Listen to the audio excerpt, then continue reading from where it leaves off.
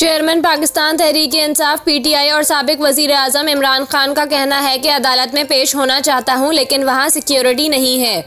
अमरीकी नशरियाती इदारे को दिए गए इंटरव्यू के दौरान मेज़बान ने चेयरमैन पीटीआई इमरान खान से सवाल किया कि आप पर एक मुकदमे की समाअत के दौरान पेश न होने का इल्ज़ाम है।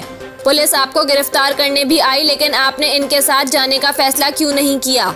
आपके तहफ़्फ़ुज़ात क्या हैं? इसके जवाब में इमरान खान ने कहा कि पहली बात, मेरे पास 18 मार्च तक हिफाजती जमानत है, लिहाजा इनका इससे कबल गिरफ्तारी के लिए आना बिल्कुल गैर कानूनी है। मेरे ख्याल में ये लोग लाहौर में होने वाली हमारी रैली से घबरा गए हैं। ये इस बड़े मंसूबे का हिस्सा हो सकता है जिसके तहत मुझे इलेक्शन में हिस्सा लेने से रोका जाए या फिर मुझे जेल में डाला जाए और नाअहल करार दिया जाए।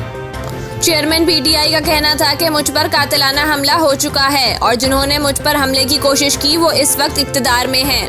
इन्हें ये खौफ है, जैसा कि राय आमा के तमाम जायजे बताते हैं, कि मेरी पार्टी इंतहाई अक्सरियत से जीत जाएगी और इन्हें खतरा है कि इक़्तिदार में आने के बाद मैं इन्हें जिम्मेदार ठहराऊंगा, लिहाजा मेरी जान को खतरा है।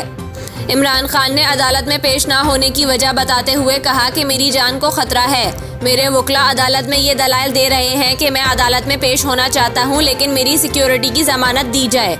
2 बार मैं अदालत गया तो वहां सिक्योरिटी बिल्कुल नहीं थी। अगर अदालत चाहे तो वीडियो कॉन्फ्रेंस पर समाअत हो सकती है। गिरफ्तारी के बाद अदलिया पर भरोसे के सवाल पर इमरान खान का कहना था कि इस वक्त की वाहिद उम्मीद पाकिस्तान की अदलिया है।